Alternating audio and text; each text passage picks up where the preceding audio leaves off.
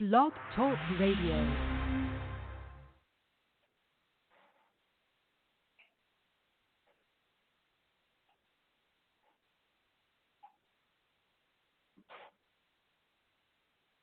This is Tom Donelson with the Donelson Files. Welcome once again to another edition. I am Tom Donelson. I'm the chairman of America's PAC. I'm also the research director, project director for America's Majority Foundation, the author of 8 books, including The Rise of National Populism and Democratic Socialism. My whole co-host, Coco, Konski, is under the weather, so she won't be joining us. But at the end of this hour, at 5:30, Dr. Larry will be joining us as well to give some of his views on the recent information coming out about the Kavanaugh case, as well as other issues before he starts his show. So I want to, again, welcome everybody. So I wanted to kind of begin with sports. Sometimes, the sports is considered the toy department, but it's sometimes more than that. It's, in some ways, a metaphor for life itself. Because what you will see in sports is competition, the strive to be of excellence, but you also see courage, mistakes, they could be costly, having to have your back at the wall and how you react. And this weekend, what we found this weekend was exactly that. Tyson Fury was fighting for was defending his lineal heavyweight championship against Otto Wallen. He was favored to win. In fact, the real question was when he was going to stop Wallen, knock him out, finish the fight, and get himself ready for the Wilder fight coming up sometime in early 2020. That's the big fight that most fans want to see. And the heavyweight division has become pretty much an exciting division, mainly because we got about 4 fighters who probably can vie for the best in the world. Anthony Rios, who is probably the first Hispanic heavyweight, upset Anthony Joshua to take Joshua's 3 versions of the heavyweight title, and they're not going to have a rematch. And then, of course, you have Fury versus Wilder in the rematch of their original fight of about a year ago, which they had a draw. So I wanted to kind of, and put it this way: Tyson Fury was favored to win. In the first 3 rounds, he pretty much looked like he was going to win. The first round was indecisive, slight advantage for Wallen. The second and third round was basically Fury at his best. Movement for a guy 6'9", he's got good footwork. He's able to jab, able to move, keep the fight under control. But at the very end of the third round,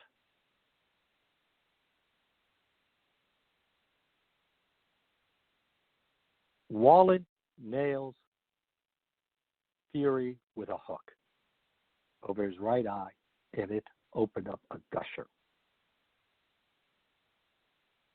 And while he may have won that round, he found himself in a fight of desperation.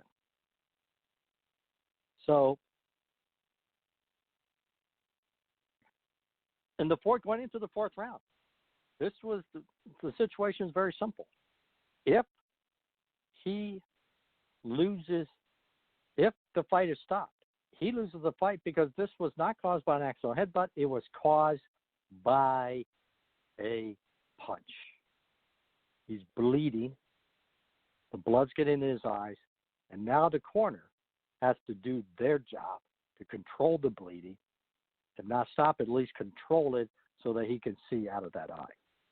In the 4th round and the 5th round, Wallen basically wailed on that eye, causing it to bleed more. In the 6th round, the ring doctor comes out. Everybody's sitting at the edge of your seat. Is he going to stop the fight? As I said, Fury begs and basically convinces the judge, I can see, let me keep going. Goes back to the corner.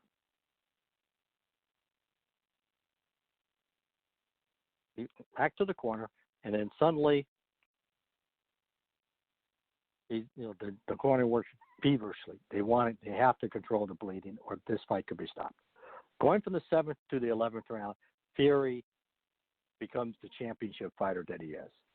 He starts taking control of the fight, jabbing, cuts, hooks, and is now Wallen, who is now on the defense. Between the 7th and the 11th round, it's completely Fury's fight. He's got control. He finally took control. Even in the 10th round, it looked like he was even going to stop. Stop Whalen. But Whalen himself, saved by the bell, comes back on the 11th, and while Fury dominates the round, and now basically I had the fight 107, 102. Most of the ringside, and the judges at that point, this was Fury's fight. All you have to do is remain standing for the 12th round. But Wallen is a challenger looking for a title. This is his moment. He knows that how many more chances can he possibly get. He's tired, he's exhausted, but he's still standing as well. And he knows, I have to knock this guy out to win, but he can. What if he opens the cut up and have the cut so bad that the ring doctor stops him? You get the point. He still has an ace up the sleeve, and the ace almost came up. A hard left, straight left from the southpaw position of Wallen, and the cut opens up, and it opens up big. And now suddenly Fury is finding himself in desperation one more time. He's getting hurt by the punches. He's not seeing the punches like he saw in the 7th and 11th when the bleeding was controlled. And as you can see,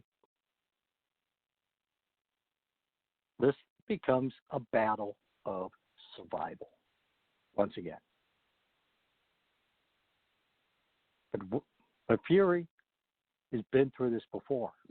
In the 12th round of his fight with Wilder, he hit the canvas face first. Face first.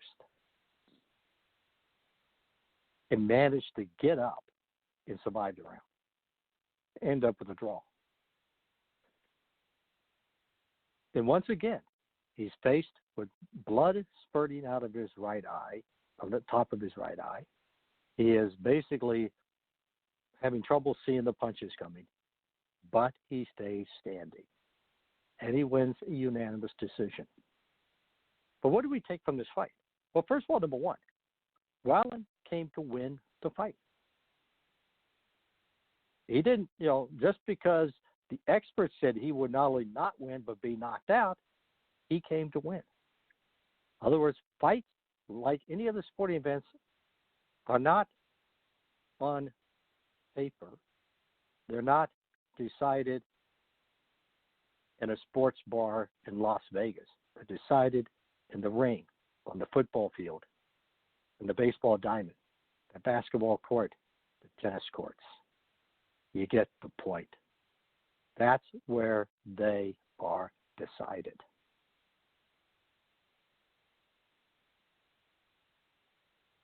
So the question that comes, the other aspect, even in individual sports, you have coaching, you have teamwork, you have somebody there helping you. And in a boxing match, you got somebody else, the corner man. The corner man. So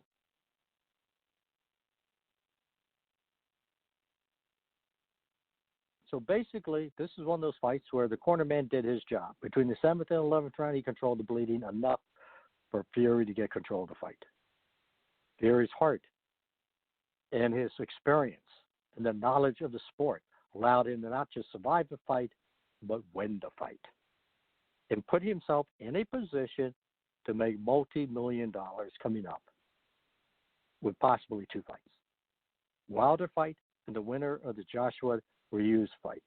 Because make no mistake, essentially the heavyweights become something worth viewing again. We have 4 fighters exciting fighters who are able to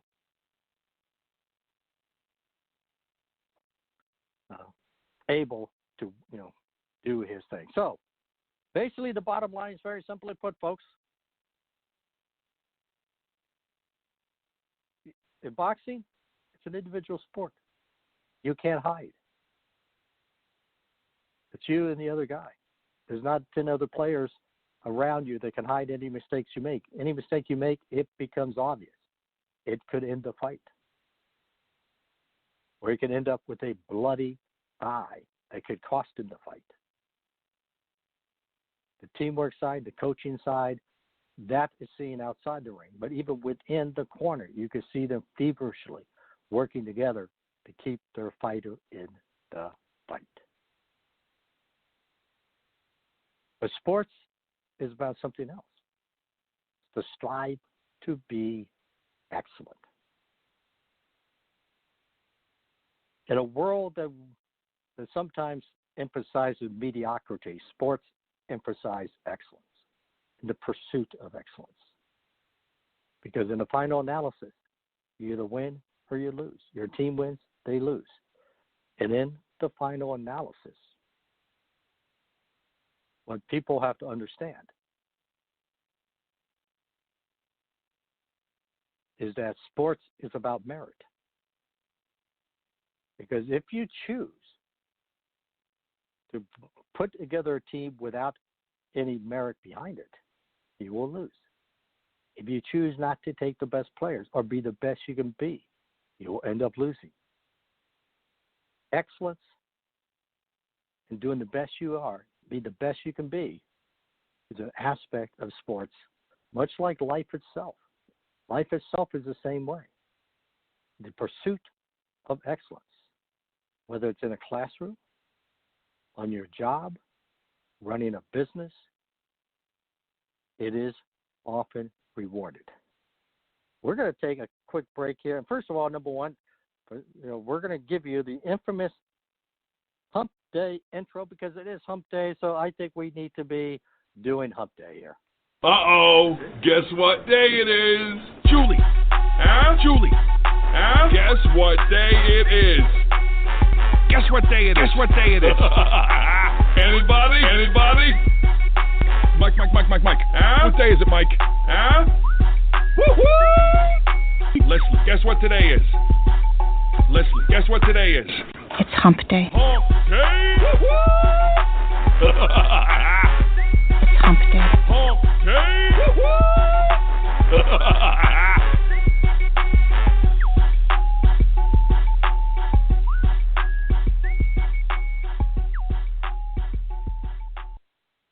Yeah, it's Hump Day. This is Tom Donelson. Hello, this is Sandy Eason, the host of Sandy's Secrets. Come and join us, where we will be talking about women's issues of sexuality, sensuality, and self-love. We'll be coming soon, exclusively on the Bachelor Pad Radio Network.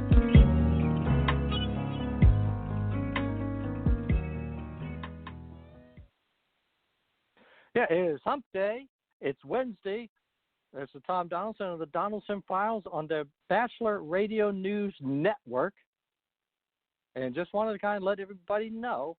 Now, unfortunately, Coco is not going to be able to join us today, but Dr. Larry will be joining us at the end of the hour at 5:30. So stay tuned for the Dr. Larry show as well. So, and also keep a look at our Twitter site. Keep a look at our website. We're going to have a special announcement because in the next week, possibly 2 weeks, but we're looking to set this up for the next week. It will be the Coco Konski relationship show next week. We're trying to set that up right now to get all the. We don't have all the details, which Tuesday or Wednesday, which date it's going to be, but we're going to let you know. And we're also trying to get our good friend Sandy Eason of Sandy Secrets to join us as well. So it's going to be a great program. So stay tuned to that as well. All right. Now, the other thing I'm going to go, because I'm going to stay with the sports side of the equation before we move on to the other side. And like I say, at the end of that, we're going to be, I'm kind of going to wait till Larry, Dr. Larry joins me, because we're going to basically talk about, the most recent New York Times revelation about Larry Kavanaugh. And I'm going to make it, and to me it's very interesting because, quite frankly, the reporters of the New York Times had no attention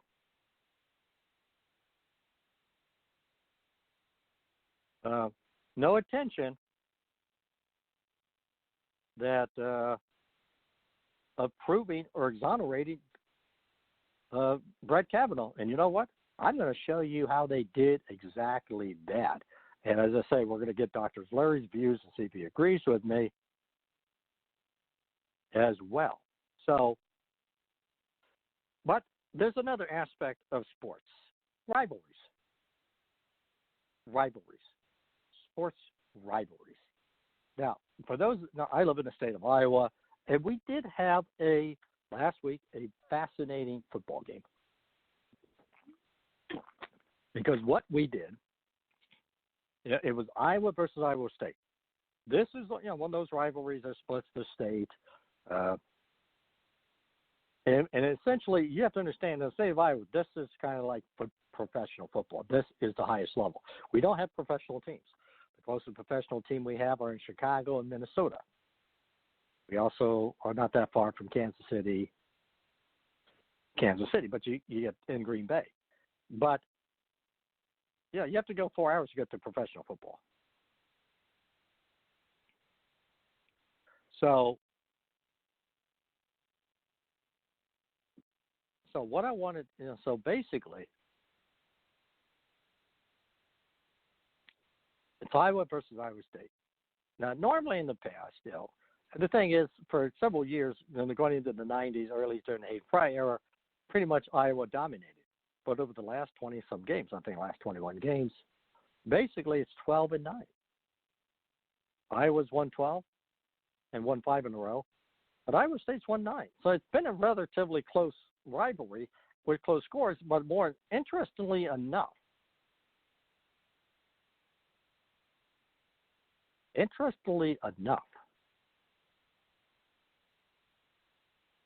there have been close games decided by less than one touchdown.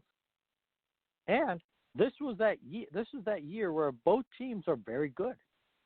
Iowa State, quite frankly, may have a shot to do with the run at the Big 12 title, or certainly a major bowl game.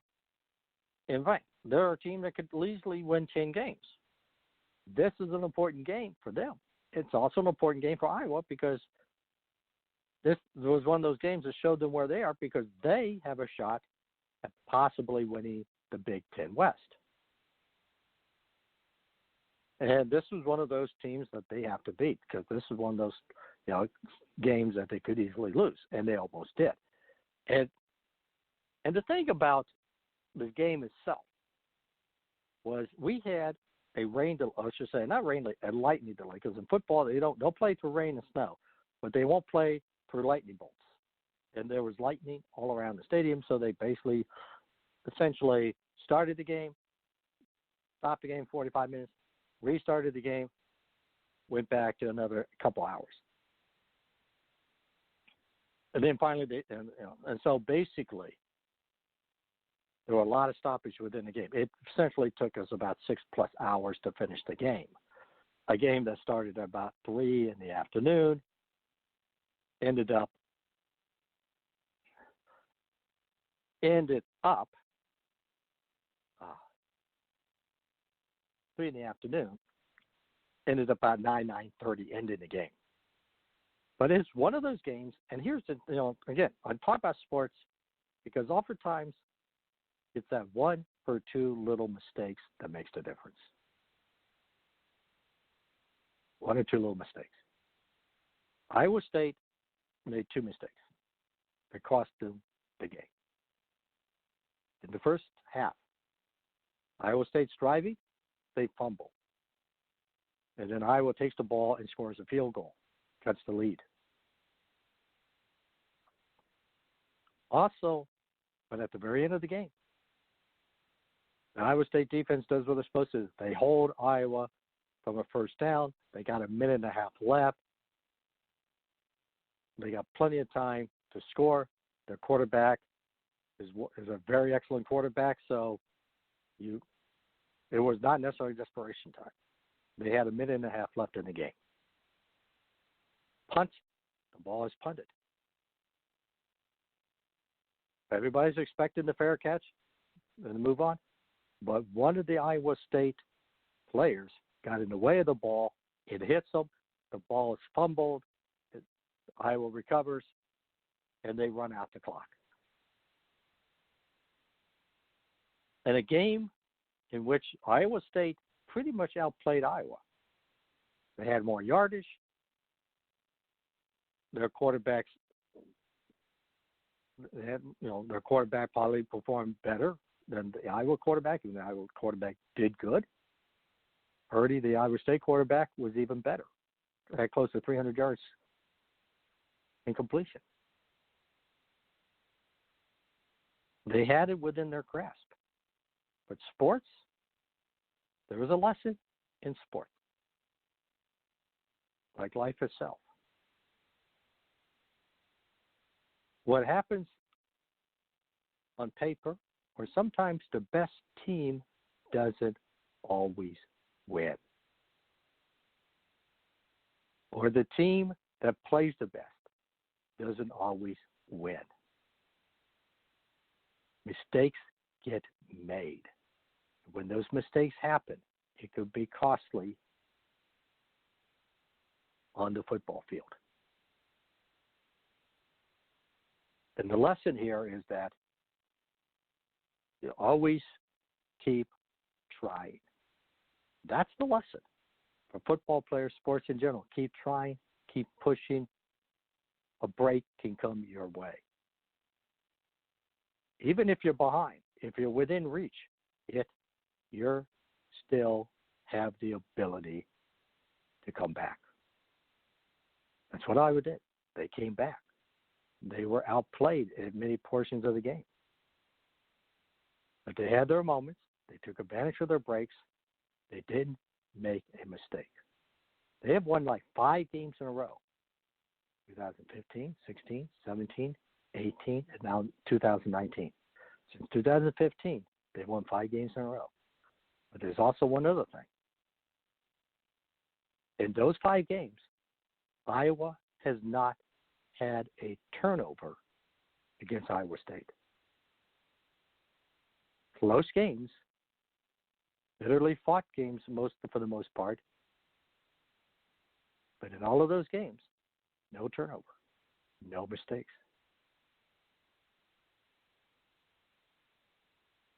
Demonstrating one of the reasons why they've won 5 in a row. They did not make the big mistake. So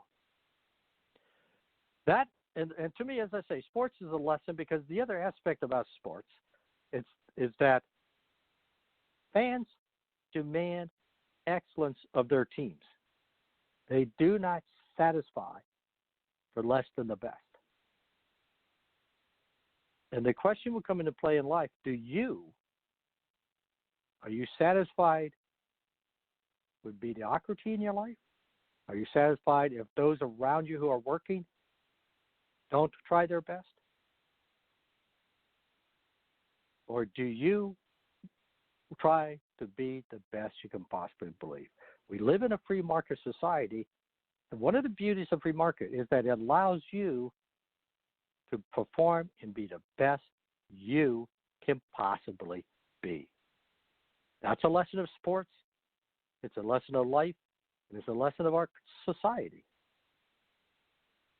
that demands, but more importantly, allows for excellence. All right, I'm going to bring in, just a second here, Dr. Larry. Dr. Larry, how you doing? I'm just fine, Tom. How are you? Well, good. I kind of spent the first part of the show talking about sports and its lessons for all of us. I don't know if you caught the last bit there. Yeah, very philosophical. Yeah, it's obviously because the thing about, I mean, like I said, the one thing that came to play is because, like I said, Iowa State actually outplayed Iowa. And at the end of the year, they're going to have a pretty good-looking team. But I wonder if it's going to be one of those years where they look back and say, God, we made those two mistakes that cost us that game. But all right. Go ahead. Well, I would add, though, that I think that the standard is really, to be realistic, is am I doing all I can do? Am I doing the best I can do, rather than am I always going to win? Because, sometimes people the opponents are more talented, or they're luckier, or you're just having a bad day. So really the standard of behavior, it seems to me, that we need to try to fulfill is whether we are going to be as good as we can be. And that's enough of a challenge, frankly. Well, it's an interesting point you make, because that's the point, because we live in a society where, hard work does benefit you. And it's the same thing you've been a professor, you've run a college, and imagine the same thing with some of your students, where, are they trying to be the best they can be in that classroom to learn what they can learn?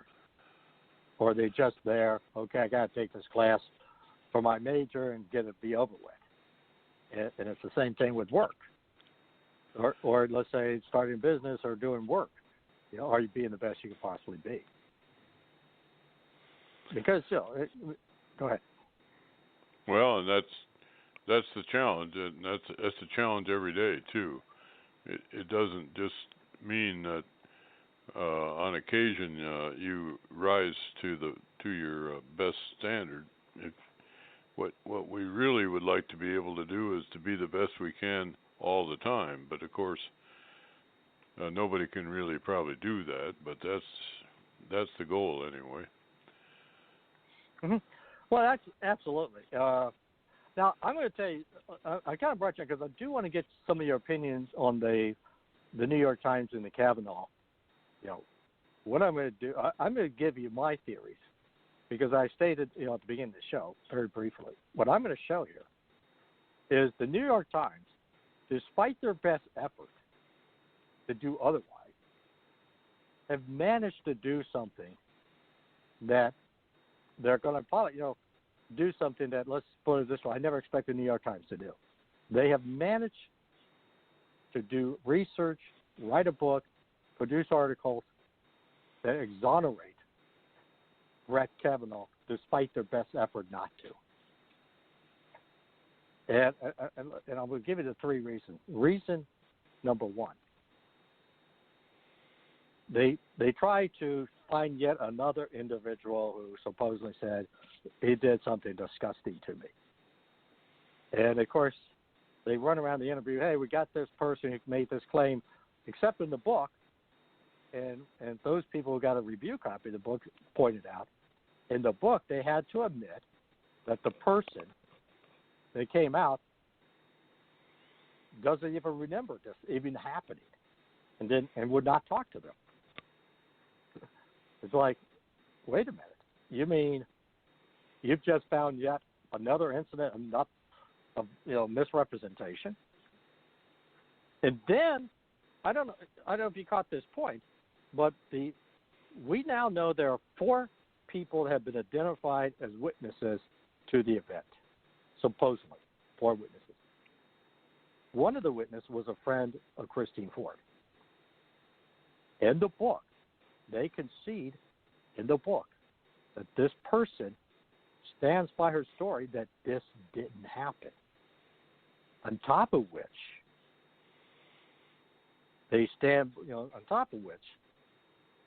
she makes it very clear that she was being pressured by friends of Ford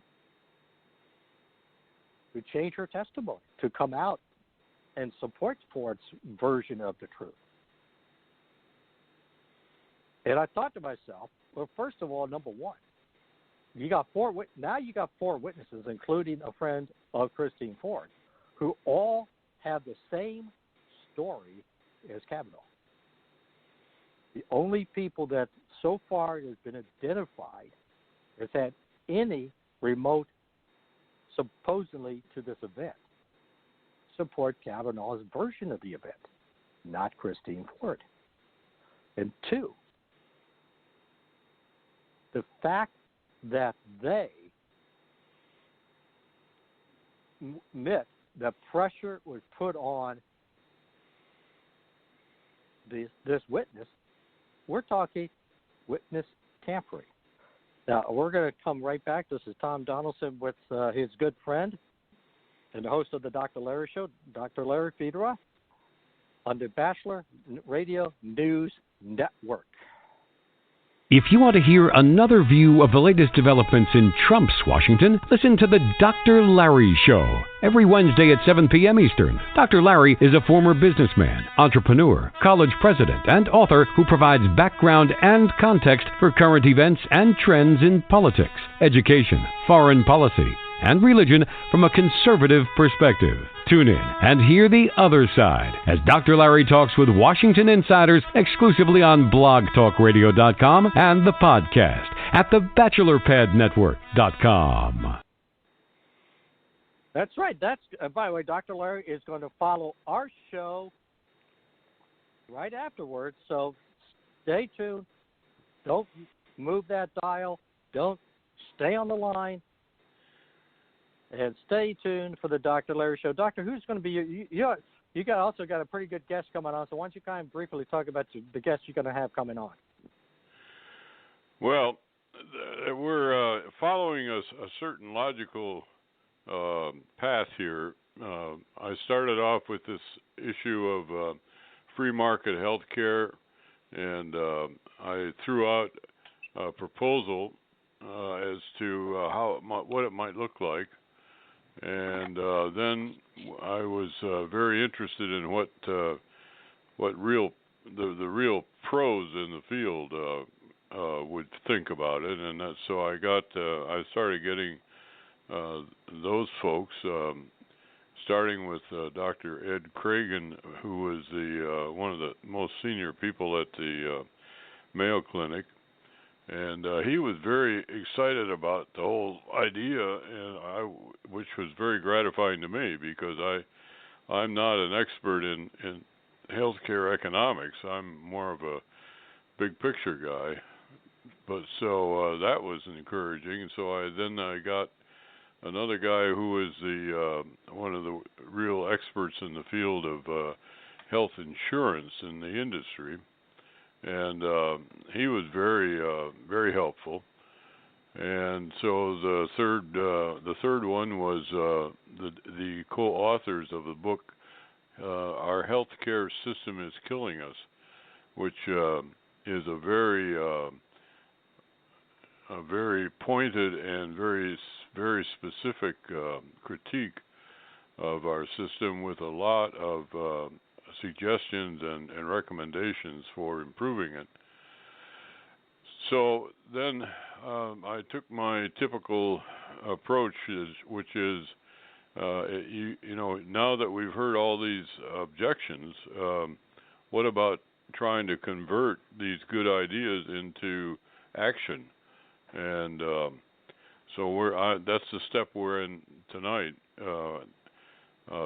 David Rare is a guy with a lot of background. He was in politics with back in the day when the Republicans took over the House, if you recall. He was one of the key staff guys, and he was just a young kid at the time, but he was working all through that on the Hill, and then he got into lobbying for a while, and then he got a doctorate, and now he's a professor at George Mason University, and he's also a recognized expert in this whole issue of how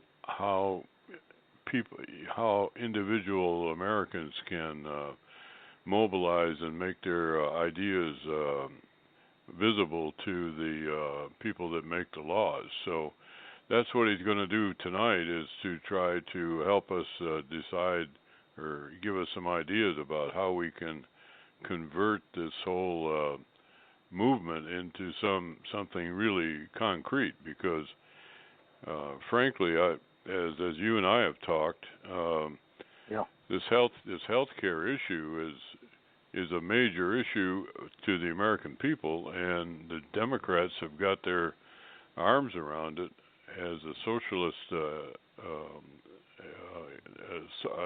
socialist solution. So, what are the Republicans doing? And basically, the Republicans aren't doing anything. So, I think that there's a real opportunity here, that if somebody can come up with the good ideas, that we could make that part of the 2020 campaign and maybe get something done. So anyway, that's that's good. Okay, now let's go back to the Kavanaugh. I'm going to make the case that despite the best effort of the New York Times and their reporters, and I don't know if you've ever catch somebody. I would have to quibble with best efforts.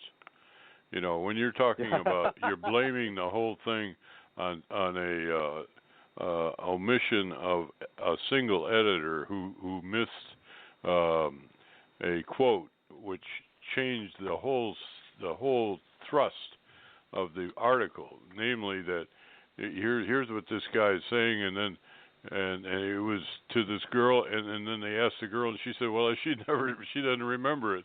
She never saw that. And if that's what you leave out because the editor was somehow distracted or something, that's Bush League. That's not New York Times supposed professionalism. That's Bush League. Yeah. Yeah, absolutely. So I don't think it's best efforts. Well, I was being sarcastic. but here's the thing. The reason why I say despite their best efforts, to do the complete opposite, because their entire case was, we're going to prove that this guy should be impeached, that this guy wasn't who he says he is all this. And yet, when you look at the book and you look at what they said in interviews, and I'm sort of thinking to myself, in fact, I think there was a tweet that I thought was very interesting. I think it was Jane Crawford of CBS News, and she kind of tweeted, and I'm wondering if she still has her job after this, but she said, what the big story these guys aren't talking about is the fact that Christine Ford's friend, who is standing by, who's basically saying this didn't happen, and then also stating that she's being pressured, and that pressure included, hey, we're going to talk about your substance abuse problems if you don't play ball. And that to me, I'm thinking to myself, the two things that came out of this is the one thing that we can say for certain, namely, she joins the other three witnesses who supposedly was at the event, and they support Kavanaugh's version of what happened or didn't happen. They don't support anything that Ford stated happened.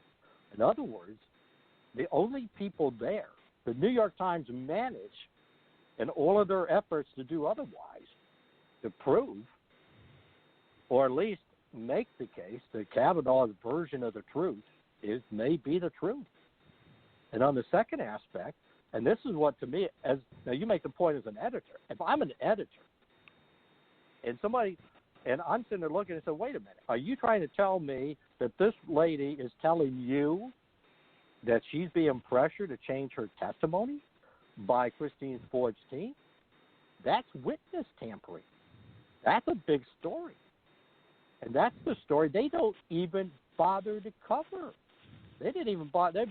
Their response was, we didn't believe her anyway, so we just moved on, as if this is not major. I mean, you're absolutely right. I mean, this is bad reporting all the way around. I mean, they began the book with the idea, we're going to prove this guy a pervert. Yeah. And they end up proving the complete opposite, that maybe Christine Ford perjured herself and that her legal team may be involved in witness tampering, both of which are felonies. Well, you heard the story about Kavanaugh's father and Ford's father are friends at Burning Tree Country Club over in Bethesda, and her father goes to Kavanaugh's father, right, very publicly, and says, "I want you to congratulate your son on getting his nomination approved, and I was for it all the way." And obviously he's saying my daughter is full of nonsense, and and not only that, but he put it in writing too. So not only that, because here's the thing people tend to forget: there was a letter sent out, friends and family members supporting her, with one exception. None of her own immediate family signed the letter. Right. I mean, that was like her father sent a letter to Kavanaugh's father endorsing him, endorsing Kavanaugh. She's a that's a pretty sad. I mean, it's really dangerous, but it's also pretty sad, that this woman is. It just, the whole thing is sad. I mean, it's sad that she would come up and make up all this stuff, and then that Feinstein would back her, and then everybody in the whole Democrat Party would back her, and there's no proof of anything. I mean, it's a really sordid instant in American history. It really is. Well, here's the thing. I agree with you, because here's the problem I have with this whole case. Because you can now, because I don't know if you had a chance to read the actual Senate report that Grassley did afterwards. And it's also interesting did you have a chance to read that, any of that? I skimmed it, but I didn't see anything real new. Yeah. Well, the thing is, in the Senate report, and it's interesting because he basically followed up with a series of statements after the book came out. And he, like in the case of Deborah Ramirez, and he said, in the case of Deborah Ramirez, she didn't cooperate with us. We did our own investigation. We didn't see any evidence. And then we go look at the book. They have 7 witnesses, right? They supposedly stated that Deborah Ramirez, this other female was suffering from whatever. And you look at the case, all of the 7 witnesses that the New York Times put out, not one of them actually was at the event. Not one of them saw this happening. All they said was, we heard about it. And I know at least one of them is a Democratic operative or is a hardcore Democrat who supposedly went to the FBI and said, we got to investigate this. And the thing is, well, what's there to investigate? When you don't cooperate with the Senate investigation, and B, you find out there's nobody out there who actually stated, and even in the book, from what I understand, they basically, they couldn't find anybody who actually stated, hey, I was there and I saw this. Yeah. I wish the Democrat Party would follow the advice of their last leader, Barack Obama, when he said, elections have consequences, and I mean that's the truth. That's what makes American democracy work. And here you've got all these people that they don't want to accept an election because they don't want the consequences. And instead of tackling that issue, which is the real issue, they go out and on all these tangents and talk about all these misguided things that people supposedly did. They make them up out of the whole cloth. Did you see Corey, what's his name, Lewandowski, yesterday? Yes. Oh, man. I saw some of it. I didn't see all of it. But hold on to that thought real quick. We're going to take a quick break. Tom Donelson, Dr. Larry is joining me on the Donelson Files. Coco Konski is out with an illness, but she said that she will be back next week. So. Hey, this is L.A. Bachelor reminding you, if you're looking for real discussion on sports, politics, religion, and other topics, you need to join us on Mondays at 6 p.m. Eastern at WCOMFM.org, on Tuesdays at 7 p.m. at blogtalkradio.com/LA-Bachelor, and on Thursdays at the same web address. Follow us on Facebook at Pad Nation, on Twitter, Pad Nation, the number 2, at Twitter, LinkedIn, and you can email us with your requests, your comments, your concerns, anything you want at our email address at LABachelor with a T, BATCHELOR 40@gmail.com. Follow us on Facebook and Pad Nation, Instagram, and of course, if you missed any part of our broadcast, make sure you go to thebachelorpadnetwork.com and listen and enjoy the Bachelor Pad.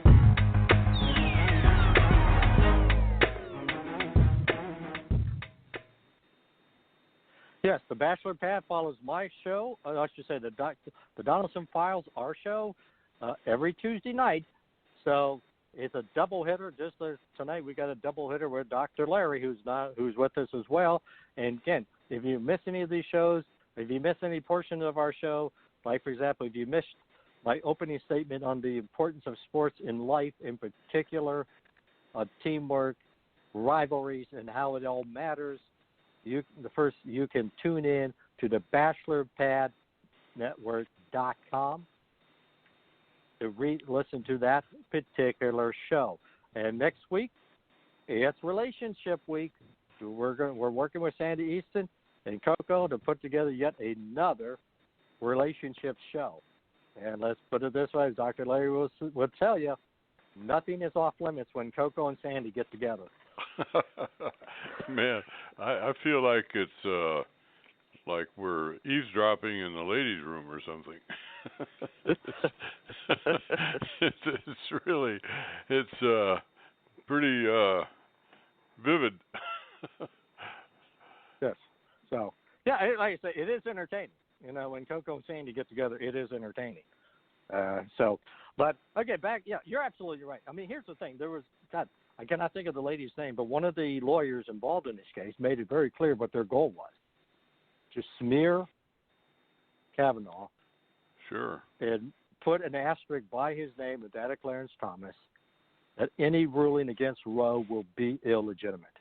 They're trying, in effect, make the court illegitimate. That's exactly what they're doing. And I'm going to be, and I'm going to put this way, you know, at the beginning of all this, I had some empathy for Ford. Because you don't know what's really happened. Something may have happened. Because I know when you read the Senate report, at least two other guys came up and said this sounded like something, that they had sex with they used the word consensual sex with a woman, and they kind of made the case this sounded like that person that we did in high school. Now, I don't remember what came of that, but I know that was also investigated. So I have no idea what happened or what could have happened. But after reading this story and listening and reading, let's say, Molly Hemingway, who's written an excellent book on this, and she's been following this story on the Federalist. And for those, she's a sharp cookie. Yeah, she is. And the thing is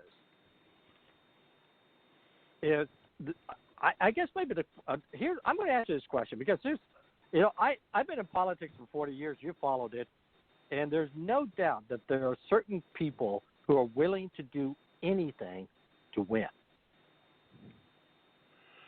Yep. And in this case here, and this is where I didn't know there were so many of them. Yeah. Well, I did. I've been following. Now we got the whole Democrat Party like that. Yeah. And the thing to me that came into play is this. After this, when I'm reading that they pressured her best friend, and I don't know whether or not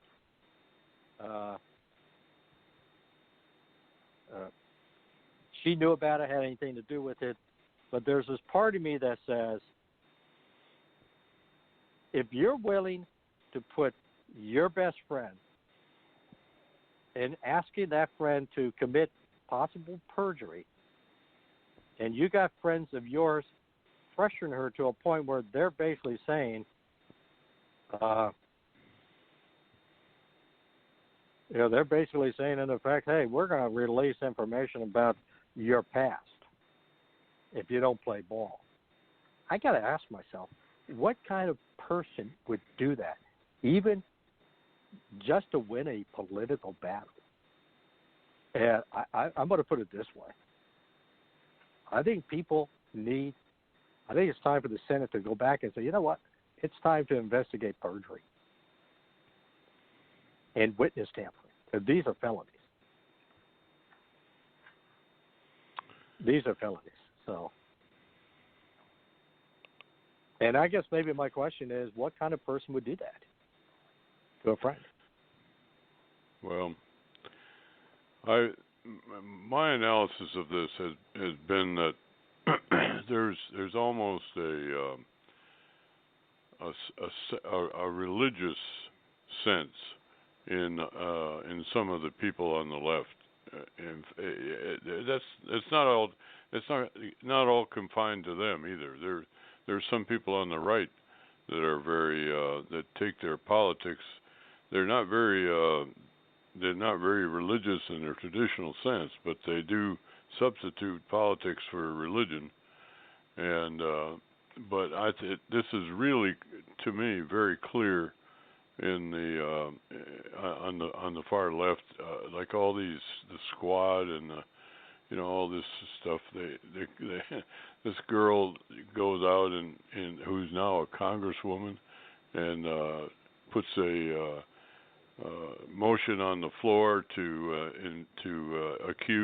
investigate Justice Kavanaugh for a possible impeachment after even the New York Times comes out and apologizes and says, "Oh, gee whiz, we made a mistake." What kind of fanaticism is it that drives those people to be so single-minded and so irrationally hateful of not only Mr. Trump but actually all of the poor deplorables that back him, and then to think, in addition to that their views are going to be winners in elections, and that people are going to advocate and take up the same attitudes that they have. They project their attitudes onto the mass of American voters. I mean, it's all so unrealistic. It's like a pipe dream, and it's in that sense, I think it's quite similar to religious faith. Yeah, I'm going to put this. I'm not going to use the word pipe dream because, in a sense, I'm going to use the word. It's about power. They truly believe they should be in charge of our daily lives.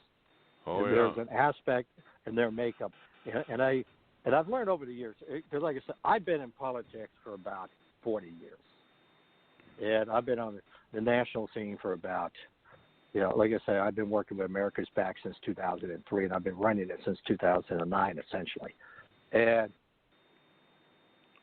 and I can tell you, when you start, I tell you that, like, we did a most recent study on voter views of socialism, and we found it fascinating because we found that while a lot, people would look at, let's say, their version of socialism, or when they think of Denmark, but many of those very same people, including young people, when you ask them the question, hey, do you is capitalism about fulfilling your passion, your dreams, being able to start your own business?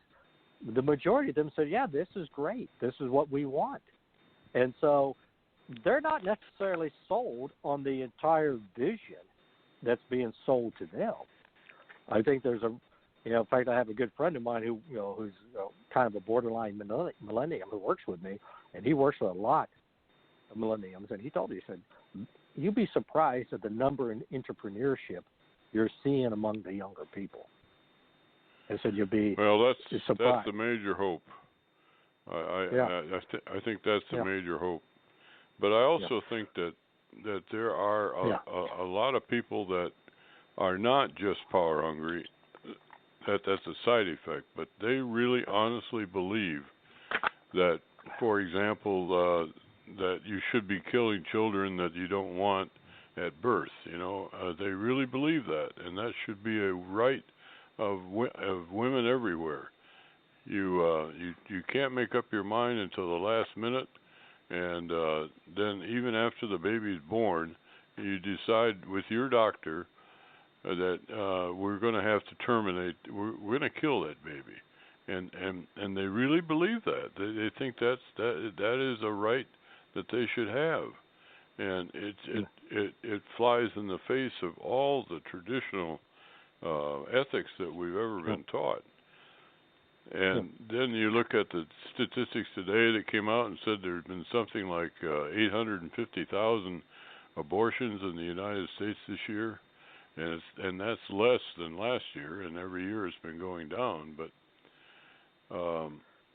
it's just, and that's one of the things. And as you remember in the Hillary Clinton campaign, there were a lot of those kinds of issues, and the idea that the sanctity of being gay, for example, and I mean, and they really believe this. They really, I mean, this is not. Some of them, it's a lot of them. The old timers, they're just in it because they figure that's a winning message. But boy, there's some people that really believe it too. Yeah. Well, absolutely. Yeah, and I tell you too. I guess it's to me. Because I don't know what it is. I mean, I tell you what it. Yeah, I do know what it is. It's basically power in the belief that that a group of elites are smart enough to run the rest of our lives. Or there's one person. In fact, there was just a discussion I caught on where a leader of the EU went to one of the British and said, "You know what? This is the era of empires. The EU is an empire. You got to be part of it if you want to survive." I mean, it's that attitude.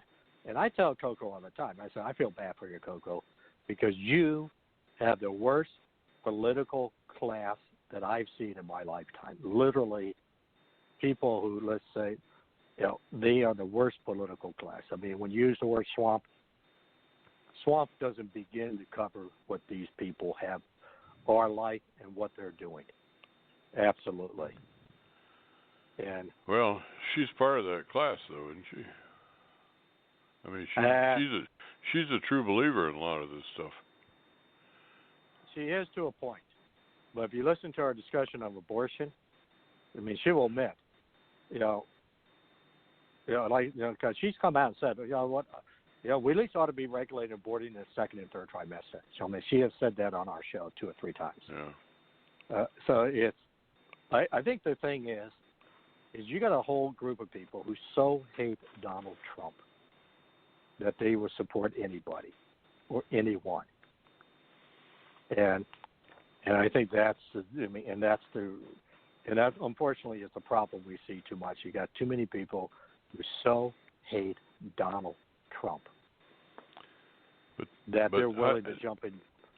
But I think that's I think that's a I've puzzled for a long time about how anybody could be so ill, so obsessed with a personality like that. And I really think I think that there's a mythology that has grown up that surrounds Mr. Trump that actually has very little to do with the real Trump.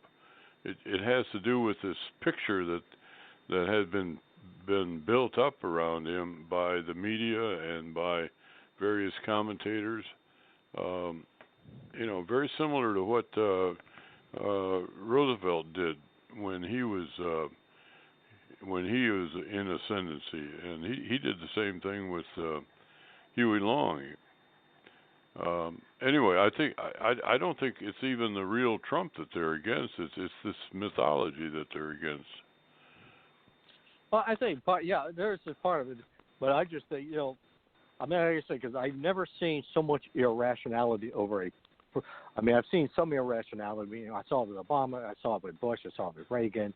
Where there were certain things that certain groups of people. Okay, he's not a U.S. citizen, or he's a let's impeach, because people tend to forget that Bush himself was and which reminds me, ladies and gentlemen, I have to basically, we're at that point. This is the Donelson Files with Tom Donelson. Next week, my co-host Coco Konski will be hopefully back in good health and part of the show. But it is that moment.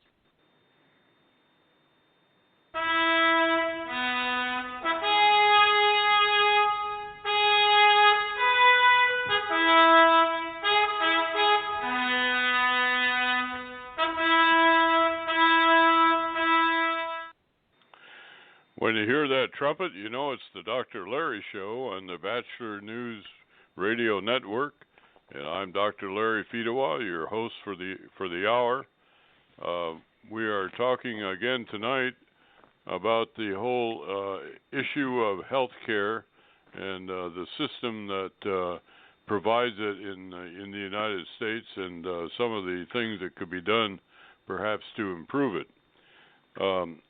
We've been talking about this now, with the exception of last week when we had to talk. We definitely had to notice the 9/11 anniversary, but we've been concerned about trying to get a free market version of health care for the United States, and this has been stimulated again by the fact that this issue is a major concern of many Americans, and it's being attacked and being discussed in detail by the left, and their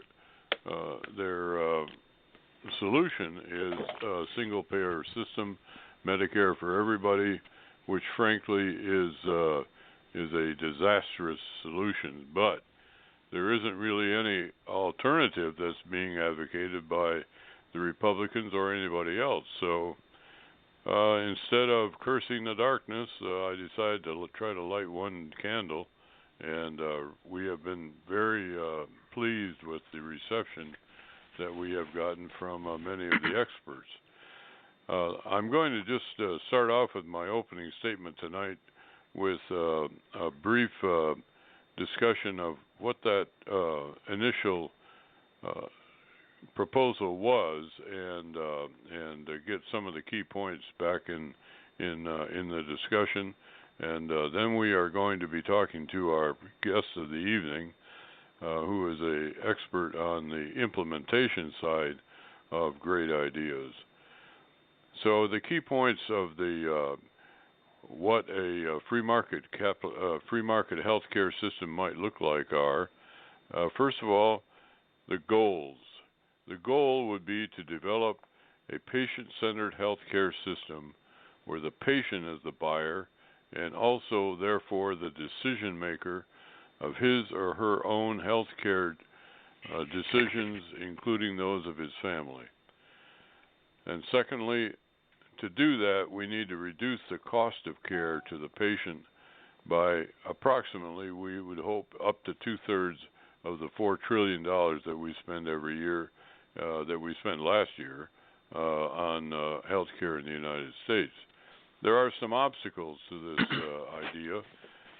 First of all, there is a shortage of medical personnel, and we have suggested that the solution to that, which is, by the way, it's potentially catastrophic shortage of 100,000 doctors that will be missing in the very, very near future, according to the Mayo Clinic. The solution, we feel, is a part of it anyway, is a free tuition for any qualified student who is willing to serve in critical practices for 2 years after graduation and we're following the military's ROTC program on that. We think it would be a major return on investment. Secondly, the second obstacle is the employers. Somehow, back in the day, the employers got roped into the idea that they were supposed to be supplying health care and insurance, and so we're saying let's get the employers out of the health care business and let the individual Americans try to work themselves collectively as well as individually, so that they can become the masters of their own fate. Secondly, the third obstacle is the federal government, which maintains. We feel that there are certain things that the federal government has to do, but not nearly as much as it does now. We feel it ought to maintain Medicare because of ethical and legal obligations, and we also feel that there are certain interventions that they can do that would be very helpful. For example, making health insurance a interstate commerce product, so that any company that wants to get involved in health insurance does not have to have 50 different bureaucracies to respond to the 50 different states. That's a real cost driver. And another issue that we feel very strongly about is that the federal government ought to set limits on settlements for medical mishaps, and we call that tort reform, which has led to defensive medicine, and that is a major cost driver. State governments are another obstacle, but we're also saying that they should be limited. First of all, to licensing practitioners of for medical personnel. Secondly, the management of a pool of indigent patients, of funding for indigent patients, which are now mostly taken care of by hospitals, and that increases the cost of hospitals, and they have to make up for all these charity cases that they end up supplying. There ought to be a mechanism by which people who cannot afford health insurance can, in fact, be taken care of, very similar to our uninsured driver type of situation. We also think that when you free up the medical insurance business from its constraints for each individual, if by the employers and also by the states, that you now are inviting any kind of any kind of group who wishes to undertake the responsibility for their own medical care, whether it's the church or the credit union or the neighborhood or whoever. That ought to be open, and it ought to be available to the competition for the patient dollar. And then finally, there are some differences in how the average person deals with his or her health care, although not that many.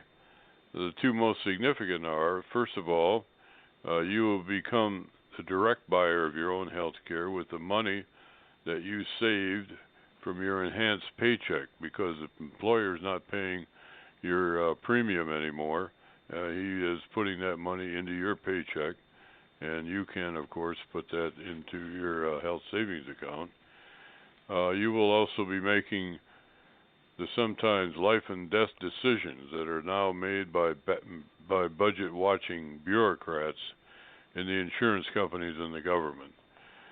Treatment ought to be at the discretion of the patient and the patient's family, with the professional assistance of the therapy in terms of the surgeon or the practitioner, and the government and the insurance companies ought to get out of the way.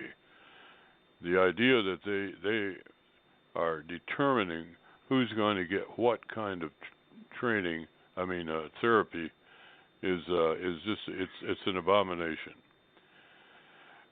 So that is those are the key points in the current proposal, and we are now you're listening to the Dr. Larry Show on the Bachelor News Radio Network.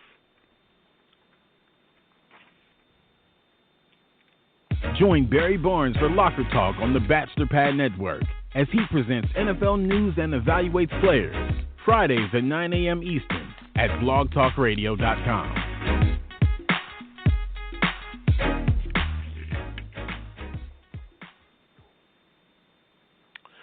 You're listening to the Dr. Larry Show on the Bachelor News Radio Network, and I might call your attention to the fact that we also have the podcasts of the three previous shows on this subject on YouTube. If you get YouTube, you call up YouTube on the internet, and then you'll see a subject line. In the subject line, put Dr. Larry Welcomes, and that will bring up the three podcasts. I'd now like to welcome our guest for the evening, Dr. David Rare, who is a very well-experienced and well-known expert in the field of getting things done in the political world. He's an author, a professor. He has practical experience as a lobbyist in a previous life. And David, welcome to the Dr. Larry Show. Well, thank you, Dr. Larry. It's great to be with you. Well, I'd like to start with maybe you could tell our audience a little bit about your background and how they could get in touch with you and your writings and so on. Right. So my name is Dr. David Rare. I'm originally from the Chicago suburbs in Illinois. I now live in Arlington, Virginia, and work at the Schar School of Policy and Government at George Mason University. To contact me, people can send me emails at drare, R-E-H-R, at gmu.edu. And I teach lobbying and leadership at George Mason, and I'm very excited about the ability of people to connect with their government, our First Amendment right to lobby, because otherwise elected politicians and leaders and bureaucrats would never know how far they could push the envelope, because they need to hear from the people and see how their programs are working or not, how they could be improved or should go away, or maybe we're missing some things which the population can bring attention to Washington and the states and the local government as well. So what do you think about the free market healthcare proposals that we're floating? So I'll talk to them all, each of them in just a second, but I would suggest this. Number one, we all know things are not getting better. Number two, we're heading down a road where we have increased government intervention, higher costs, more hassle, more decisions being taken away from citizens, and for me, that's not the right approach to take. I'm like you, Dr. Larry. I think we need to empower people to make their own decisions and try to reduce the cost or burden of health care. But people are nervous about it because it's very important to people. And as the country demographically ages, I think people get more nervous about it. You know, you needed less health care when you were in your 20s, but you maybe need more health care when you're in your 40s, 50s, or 60s. Secondly, go ahead. I'm sorry. That's a fact. That's a very, like Dr. Cragen was saying. He said we're all getting older and sicker. Right. Unfortunately, Secondly, I think some things may be easier to get the attention of the government than others. Some are more controversial probably than others. So I'm a big believer in going for the lowest common denominator to try to fix that first. Because no one has a magic wand to fix everything, because people who oppose to your point of view and my point of view then could also have a wand and fix things which would be really bad. Right. So part of the problem we have with government, it moves slowly, which is good when it's moving slowly in the direction of economic freedom and progress, but it's bad when it's moving slowly in the direction of taking freedom away and enslavement of people. I mean, that's why we fought the revolution. That's why America is an exceptional nation. Well, it all happened, what was it, on Christmas Eve in healthcare about, 6 or 7 years ago? Right. And it was kind of rushed through. There was no bipartisan support. It wasn't slow. Yeah, and I think, sometimes you get people who are so into policy that they forget the reality of the world. And some of their reality, which they didn't consider, is when you go around to these state programs, their computer technology doesn't work, which only makes things worse. Or if it does work, it allows pirates to go in and steal their Social Security numbers, names, and addresses of people who live in these. That's not what we want. We just want to get good health care at a reasonable price. Well, Dr. Cragen was talking about a study that he was familiar with, which showed that the average emergency physician in a single month was had to make 8,000 entries into the IT system that was supposed to be supporting patients, and he said that this has actually become such an issue that they're now finding it as one of the reasons why people are retiring early from the profession. They just can't stand it. Right. So to one of your points on your plan, which I think is very exciting and maybe more easily doable, is giving kids the option to go to medical school, work like in the military for 2 years, and then become doctors and fill the roles of doctors and medical personnel. That is a great idea, and that also isn't necessarily perceived, and notice I use the word perceived, as partisan, because so much of Washington now makes their decision even before you open your mouth. They look at you and go, are you Republican? Are you Democrat? Are you conservative? Are you liberal? Do you like Trump? Do you hate Trump? And, even the way you're dressed, you're judged, and they decide their policy mix based upon that when it's not based on facts and logic and reason and a kind of a conversation, which is, of course, too bad. And I think that if properly proposed, I could see that being a bipartisan kind of action, couldn't you? Right. And maybe I could just take a couple minutes, I don't want to take too much time, but run through some potential scenarios. Like the first thing you have to do to be successful that I've found over the years is have a concept paper. You have that. Probably needs to be fleshed out a little bit with some numbers, and maybe you can demonstrate beyond just 100,000 leaving. Maybe in some states, in New York, more are leaving than in Indiana. I don't know. And then secondly, you have to think about, okay, we need to get at least one person, member of Congress, to put it in the hopper, put it in the bill form so it gets introduced and it's taken seriously. There are about 7,800 bills introduced every Congress, so there's a lot of them. But once you get the bill in, then you can organize people who support you around that bill to get them to co-sponsor the bill. Let's say it gets a number, HR 1725. But the key to being in the top tier of the 7,500 has a lot to do with who it is that's sponsoring it, isn't it? And introducing it. Who's behind it?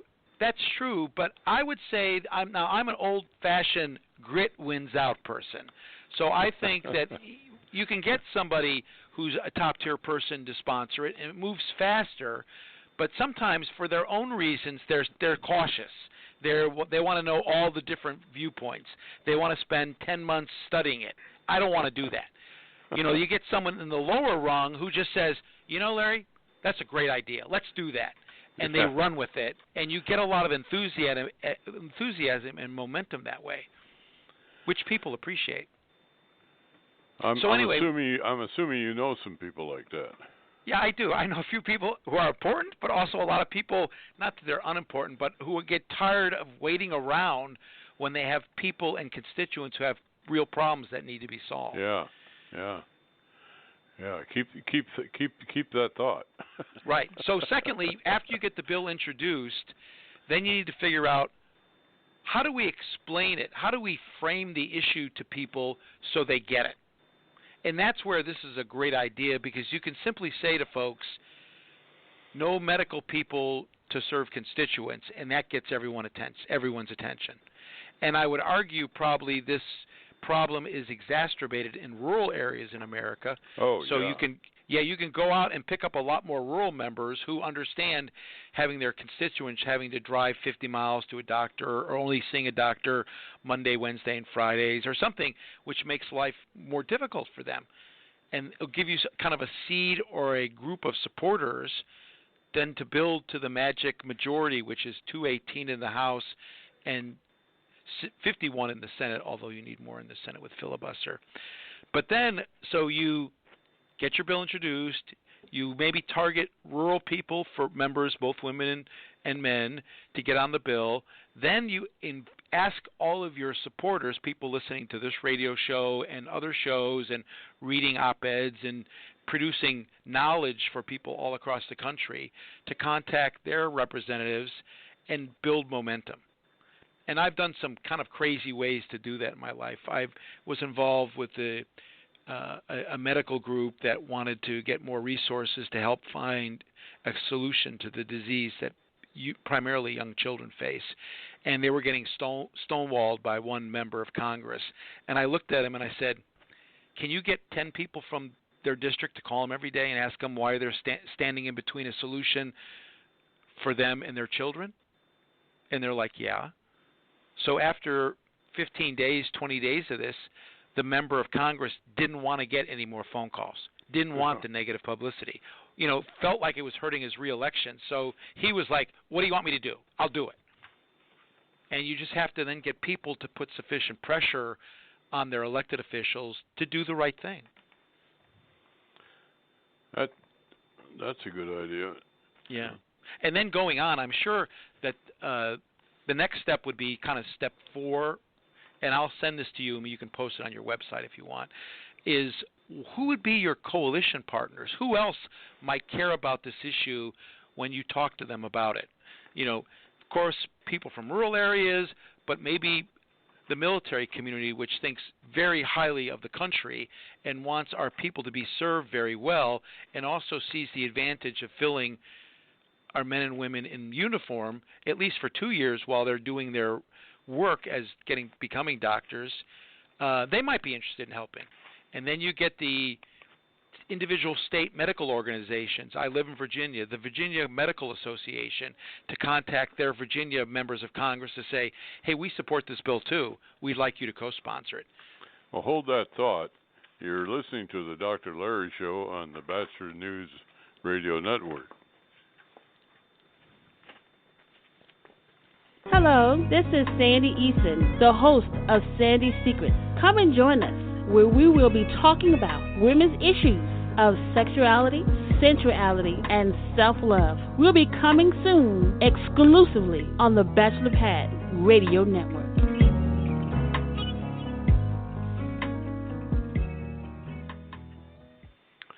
You're listening to the Dr. Larry Show on the Bachelor News Radio Network. We're talking to Dr. David Rare, and he's coming up with some of the practical ideas that we all need to listen to in order to convert these great ideas that we've been hearing about into some kind of reality. So keep on going, Dave. You're doing a good job. Well, we were talking about kind of step number 4 would be coalition partners, people who would be interested. Maybe it's not their top issue, but it's an issue they care about. Invite them, recruit them to be involved. Then they also kind of augment your grassroots supporters to put authentic pressure on members of Congress to do the right thing. And then I'm a big proponent of leveraging the media. Like being on this show is great for me. I love to talk about how to lobby and how to influence government.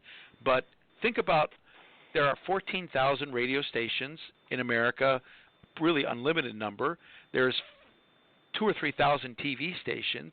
There's thousands of newspapers.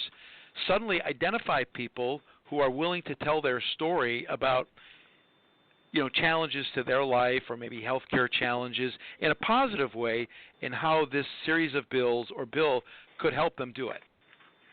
Or a mom who says, I'm a single mom, I can't afford to send my son or daughter to college, but they could take advantage of this opportunity and become a doctor, which is really part of the American dream for some people.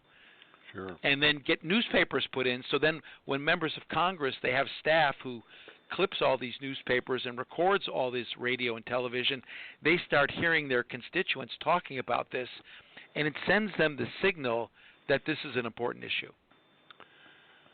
Well, speaking of the coalition idea, we had a program with the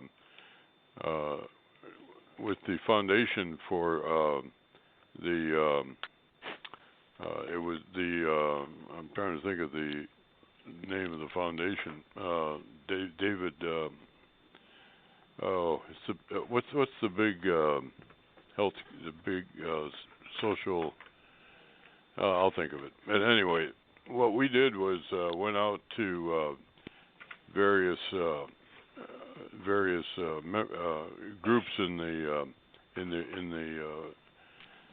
various areas of the city, of the country. But we started with talking to a lot of the sports, the NBA teams, and the idea was the connection between health and business. Right. And these guys, speaking of the media, I mean, they're practically on the media almost all the time, and we had a tremendous reaction because really of the sports endorsement of the whole concept. So that's another potential. There talk about dependence upon the medical profession. When we talk about athletes, you certainly got a very direct and visible connection there. Right. I didn't mention this at the beginning about myself, but I'm the former president and CEO of the National Association of Broadcasters, which represents all the TV and radio shows in the country. And one of the things, it was a great organization, but one of the things that I learned there is they taught me the power of the media. And a lot of times people say, fake media, this, that, or whatever, they don't like it, or they only like one show or one network, but they don't like others. But it signaled to me how you can, at relatively little cost, really get your message out there.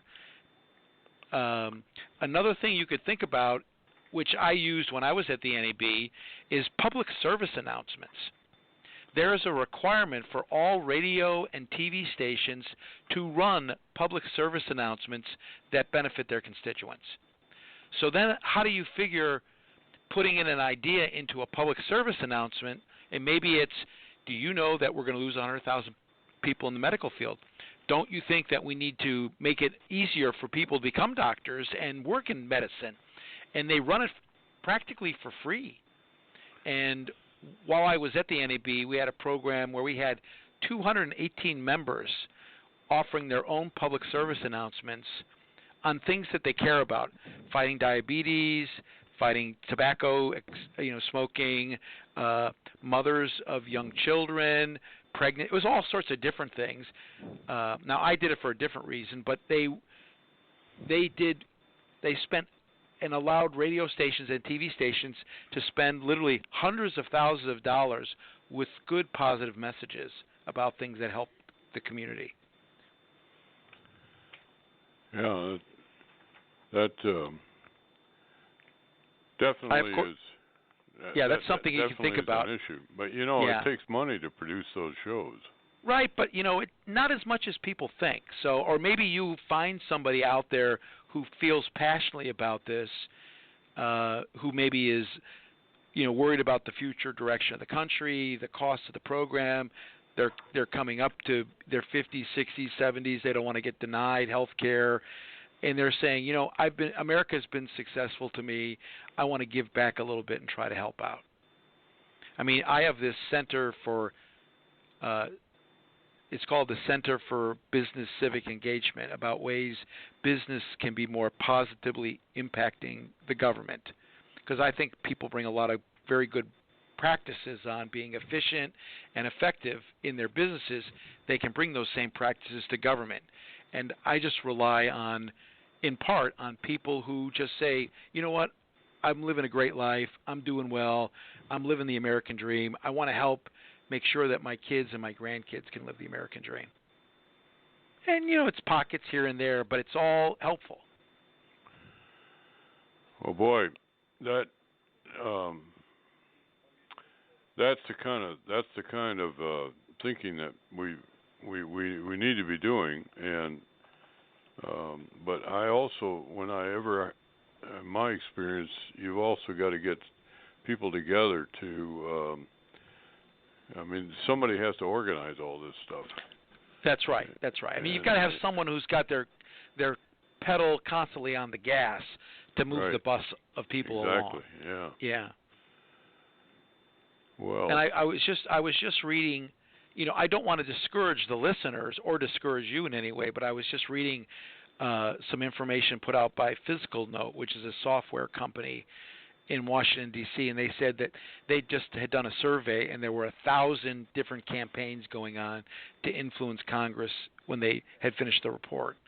And I thought, wow, that's a lot. But, that is a lot. But there are a lot of good ideas.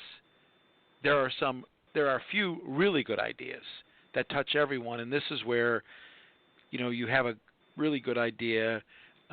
It benefits everybody. It's not necessarily partisan. People aren't yelling at each other. It's something I think a lot of people could get behind. Well, let's talk a little bit about the idea that we also had, which is that let's get companies, let's get business out of the healthcare business. Right. That's a lot more controversial. But it is because some businesses don't necessarily want to change what they've been doing. And 25 years ago, I'm an older man, 25 years ago I was a lobbyist for the National Federation of Independent Business, NFIB, represented small business people. And we fought this battle then because what would happen is big companies in particular would take their pool of employees out of the labor health market, and then it would disproportionately affect everybody else. But the reason they did it is because states were passing mandates. And then if you wanted to offer health insurance, you had to offer psychiatric insurance, you had to offer maternity leave. And I'm not against offering maternity leave, but they don't necessarily need to offer it to men. They could offer it to women, but it was this idea of it was just adding and adding and adding on costs. So they thought if they had their own plans, they could cut costs and they could get out of these mandates. It now turns out that it really changes the business when you're making business decisions, not only because of serving customers or producing products, but how does this affect my health insurance costs? Well, yeah, and even the idea of trying to start a new business, especially in view of Obamacare, there's certain kinds of businesses that only have a few people in them anyway, but there are other types of businesses that are geared toward large numbers of employees, and the capital cost of starting a distribution system, for example, or some kind of a delivery program, call centers. I mean, it's just astronomical. Yeah, it's substantial. Now, most Americans, and this is just the power of this idea of framing, which we talked about at the beginning of the show, most people are unaware that 95% or so of the jobs in America are created by companies of less than 50 people. And small business, now I'm a big small business enthusiast, but small business accounts for almost all of the economic wealth of America, but they just don't talk about it. They just are constantly doing it every day because they're dealing with people and products and services. And the media doesn't really cover them because it's maybe not as exciting as covering IBM's next move or Google's next software launch or whatever it is. So, but small business, particularly in suburban and rural areas, are the backbone of those economies. And personally, I think the government should do everything it can to lower the threshold to start businesses, because I respond to incentives. Most of your listeners respond to incentives.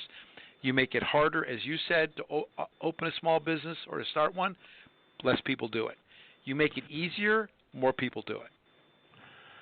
But the fundamental concern that it really transcends even the organizational structure is that we're trying to get the decisions for the medical welfare of your family and my family in our hands, and not in the hands of the bureaucrats in government or insurance companies. And we're going to take a little break here and come back, and let's talk a little bit more about that as a fundamental issue. You're listening to the Dr. Larry Show on the Bachelor Radio News Network. Hey, this is L.A. Bachelor reminding you, if you're looking for real discussion on sports, politics, religion, and other topics, you need to join us on Mondays at 6 p.m. Eastern at WCOMFM.org, on Tuesdays at 7 p.m. at blogtalkradio.com/LA-Bachelor, and on Thursdays at the same web address. Follow us on Facebook at Pad Nation, on Twitter, Pad Nation, the number 2, at Twitter, LinkedIn, and you can email us with your requests, your comments, your concerns, anything you want at our email address at LABachelor with a T, BATCHELOR 40@gmail.com. Follow us on Facebook and Pad Nation, Instagram, and of course, if you missed any part of our broadcast, make sure you go to thebachelorpadnetwork.com and listen and enjoy the Bachelor Pad.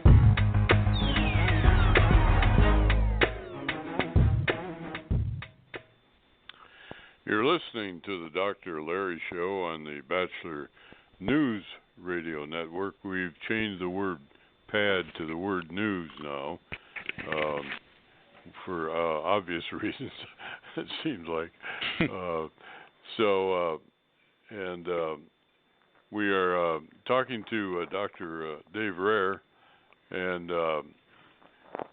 I was just raising the fundamental issue of this whole thing is to get a patient-centered system in which the patient is fundamentally responsible and empowered to deal with his or her own situation, and that unfortunately is not that is kind of a controversial concept.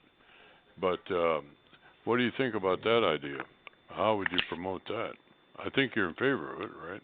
Yeah. I think I'm a kind of a small government guy. The closer decisions should be made, the closer to home that they can be made. National security is a national decision, but schools is a local decision. And I would think that health is a local decision with your local doctor and your family, because you're the ones who are responsible and in charge of it. The challenge we face there is that people, for some reason, a lot of people have health insurance and seem very satisfied with it. And then you get these stories of people who can't get it or don't get it. But in all these debates and all the things that we see or read about healthcare, it doesn't seem like anyone talks about that bond between the patient and the doctor. I don't agree with her at all, but Senator Warren from Massachusetts, Democratic presidential candidate, has the most progressive plan, which basically gets rid of all health insurance, and we have a government-run system. She says, well, who likes health insurance? And everybody laughs because no one likes it. So then how do we break through people's thinking is saying it's going to be better for you if we go local and we have patient-doctor relationships, rather than having some bureaucrat decide what kind of doctor you should see and when you should see him. Well, without being accused of being throwbacks to the 1950s. Well, there are thousands, millions probably of stories where somebody was inflicted with let's say cancer or some other equally deadly disease, and the available therapies were pricey, and eventually the decision as to which therapy was going to be implemented was in the hands not of the physician and not of the family, but of the insurance company or the government if it's Medicare, and that's a sin against nature, in my opinion. And if you want to get stories, I mean, Ed Cragen can give you story after story after story, and as I'm sure any other medical professional could. Right. Well, maybe that's something more that we all have to talk about, because right now Congress hears the stories that it doesn't work, it can't work, it's too expensive, it's horrible, give me government-run health care. And they're activists, and they repeat their stories, and they flood the Congress with emails about their stories, and we need to make sure that they're hearing from people who don't have that experience but who have very positive experiences with that family-doctor relationship. Well, there's another movement that's starting. In fact, a major events just happened here in the last week or so, and that is that Walmart has announced that they are going to a center of excellence approach to health care for their millions of employees, and that is that's sort of halfway. I mean, it gets the government out of it. The insurance companies are still in it, but they're very much in a reduced. They're very much in a competitive environment. And I don't know if you're aware of. I'm just learning about this myself, so I don't know that much. I don't know that much about it yet. Sounds promising, but yeah. Well, basically, what they do is they say, okay, we're going to have, they've always, typically they've had competition for the insurance coverage. Various carriers come in with their plans, and they decide which ones they're going to use. And but this is a case of treatment competition. So they will have various of the world's best clinics, for example, the Mayo Clinic or Rochester or whoever, and they will go out and actually solicit full care kinds of proposals from the best in the world, and the idea being that even though they're not necessarily right here right now, but in serious catastrophic type illnesses or accidents, it's very easy to get people from Arlington, Virginia to Austin, Texas in less than a day, and therefore you don't have to have just the local hospital. Yeah. And this has really put a major change in the cost and performance of the various therapies. Yeah. Well, it's ironic how generally competition works when we use it, and it makes better outcomes when we use it. But there are always people who are fighting competition. Even now, whether people like President Trump or don't like President Trump, he announced maybe a month ago that we're going to push for more price transparency on what people get charged in medicine. Oh, yeah. And all these groups kind of threw up their hands and said, oh, no, we can't do that because we have all these secret deals. Yeah. Well, you know what? We'll see how secret and how good they are. Yeah. Because having the light on price is yet another way to reduce healthcare costs. And I commend him for it. And I'm sure I don't always agree with him on everything. I don't agree with my wife on everything. Well, happy she's wife usually is right, a happy life. Yeah, and she's usually right. Well, but see, what he can't do, Walmart can do. Yeah. And they don't have to depend upon any kind of government authority to do it. They have the power of their own purse. Right.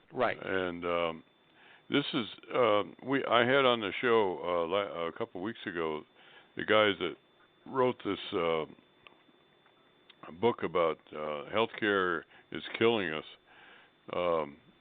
And one of these guys really know their stuff. They've got all these different the experiences of all these different types of innovations that are occurring in all the areas of healthcare. And one of the things they're talking about was the centers of excellence. And sure enough, about a week later, Walmart says we're gonna do that. So I mean that's very encouraging. Yeah, and positive news. Yeah. We hear a lot of negative news about health insurance. Yeah. And it gives us a little bit of traction, I think, for some other reforms. Well, you were moving. I was going to down. say You were moving down the list there. Why don't you continue? So one of the hardest ones. Why don't I pick one of the hardest ones? One of the hardest ones is going to be product liability reform. Yeah, that is putting a limit on liability, because that's where the trial lawyers of the country make their money. That's why they're all Democrats. Yeah, and I remember a friend of mine who had worked at the Trial Lawyers Association was showing me a picture how historically they have their meetings and they all take pictures of their yachts to see who has the biggest yacht. And I'm like, we want people to be successful in America, but it seems a little gluttonous to take pictures of your yachts and show them off. But this is the mentality is we'll protect people as we define it, but we'll make a lot of money at it. So, but you're right. We do need to figure out how we resolve that issue, because I think a lot of medical people don't intend to cause harm. When they do, we need to right the people who have been caused the harm, but I'm not sure that's $40 million or $200 million or $500 million. But on the other hand, it hasn't happened to me. And if it happened to me and my family, I'd want to be sure that I have some recourse. So, but that's hard because it gets very emotional. Yeah, but it's also a major cost driver, because defensive medicine in any kind of, it used to be, it was just the highly controversial or experimental types of therapies that were involved, but now it's gotten to be even pretty standard stuff. Yeah, very very specialized practices paid higher premiums, but now everyone pays higher premiums. And speaking of that, there's another cost driver that I haven't attacked in print yet, but and that is the medicine of the equipment. For example, I guess we better step aside here for a second, and this is the Dr. Larry Show on the Bachelor News Radio Network. If you want to hear another view of the latest developments in Trump's Washington, listen to the Dr. Larry Show Every Wednesday at 7 p.m. Eastern, Dr. Larry is a former businessman, entrepreneur, college president, and author who provides background and context for current events and trends in politics, education, foreign policy, and religion from a conservative perspective. Tune in and hear the other side as Dr. Larry talks with Washington insiders exclusively on blogtalkradio.com and the podcast at thebachelorpadnetwork.com. Well, you're listening to the Dr. Larry Show, and I'm sure it's fulfilling all of the superlatives that were in that commercial. And we heartily suggest and recommend that you listen to the Dr. Larry Show all the time.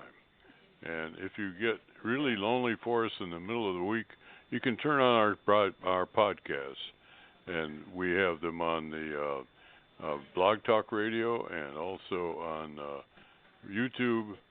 And you would be just amazed at how much better you feel when you listen to the Dr. Larry Show. And that Tom is my Tom Donelson is the one that is telling me that I got to start promoting this thing. So I hope Tom is happy with my little promotion. Anyway, that was tongue in cheek. So we were talking about the whole issue of legal liability. And I was talking about another cost driver is when you start talking particularly extensive testing, you get into the high cost of medical technology. And I worked with control data for a long time, and I saw exactly how that pricing works. In many cases, the cost of a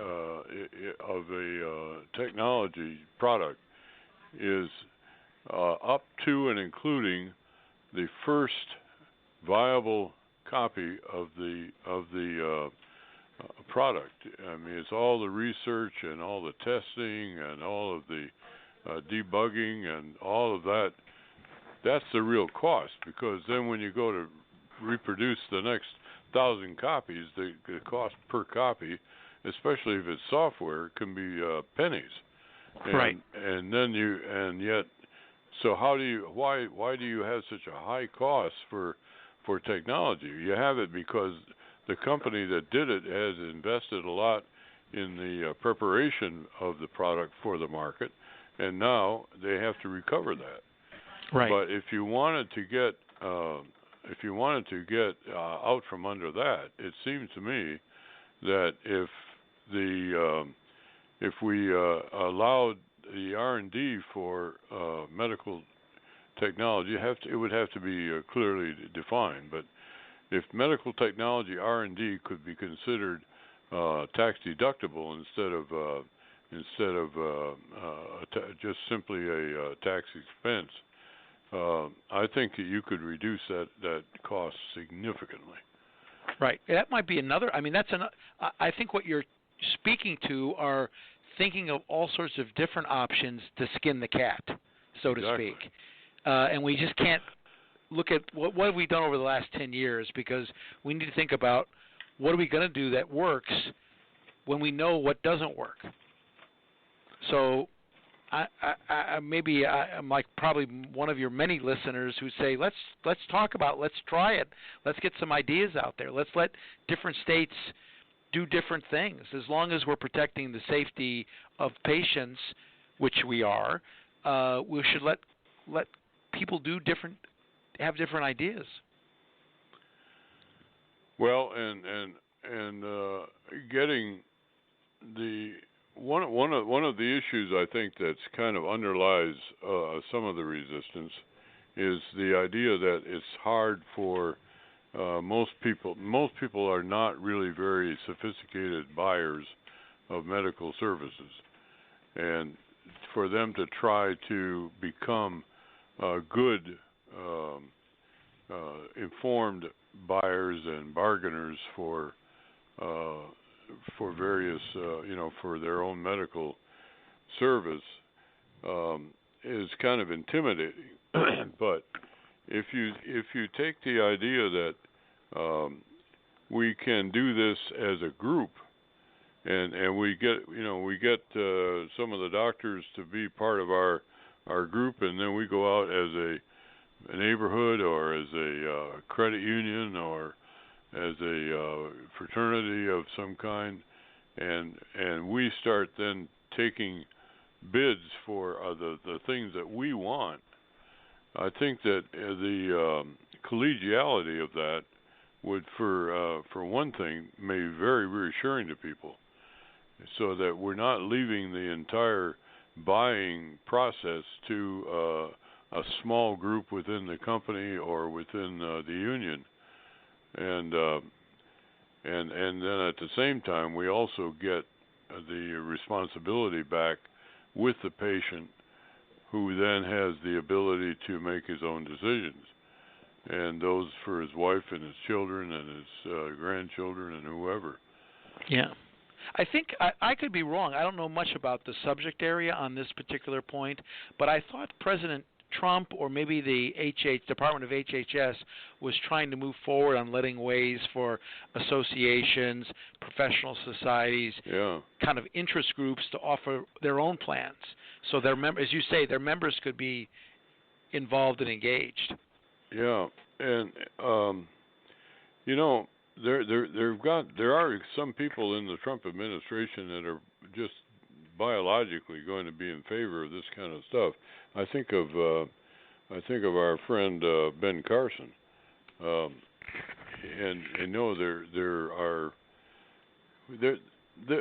these ideas are really, we have to coalesce them into some workable formulas, as you pointed out. Yeah, or have a package, but then have each part of the package able to be broken out. Yeah. So you don't have to have the whole thing passed. You can maybe get 3 of 5 or 4 of 6, and then work on those other 2 down the road. You have a graduate program, don't you? Yes. Yeah, we have a. I'm going to brag on our school for a second. We have one of the best policy and government schools in the United States. We're really known for combating cybersecurity and technology. I think we're ranked first in the Washington, D.C. area and 14th in the country. But our master's degree in public administration, which would include lobbying and some other areas, is ranked 15th in the world. So it's a pretty good program, and my part of the program is teaching influence in a positive way. Some of your listeners will go, "Oh my God, he's the green swamp." But we want to be sure that people communicate the right thoughts to their elected representatives, so they understand what's working and what's not working, what needs to be changed, what doesn't need to be changed. And that's what I teach my students. Well, we don't have time to discuss it now, but I'm going to throw out the idea that maybe one of your graduate seminars ought to start talking about some of this stuff. Yeah, healthcare. I know I've only been with the school for about a year. I know we have some specific areas of strength, and healthcare may be one of them where we talk about this, but I'm not sure. But that's a good idea. Yeah. Well, let's talk more about that off the air. Okay. And one of the things I try to do every time is to give a guest a couple of the final couple of minutes to talk about his whatever is really of your major interest right now. Anything that you would like to tell the audience that's not necessarily on the topic we've been talking about tonight. Yeah, actually, I feel very passionately about this. Part of the challenge we face at all levels of government is a lack of transparency and a lack of accountability. And I think, for example, we have the power of the Internet, where every American should be able to see every expense every government spends. Because I live in Virginia, Thomas Jefferson and George Washington started a long time ago saying, we need to put our own self-interest aside. We have to do what's good for the people. That somehow has gotten lost over 180 years, and I think we need to remind people that they're accountable to the taxpayers and representatives who sent them to office. And so one way we do that is allow us to see where all the money's spent, because ultimately, having been here for 25 years, it's always about the money. Well, that certainly is a welcome thought, and I want to thank you for spending this time with us and for the enlightening ideas. And we will try to follow some of your leadership here as we go along. And thanks again for. Well, thank you for having me. This has been great. A really good hour. This is the Dr. Larry Show, and we're on the Bachelor News Radio Network. We're also on my website of drlarryonline.com, and also on YouTube with the subject line of Dr. Larry Welcomes. Good night, and God bless everybody.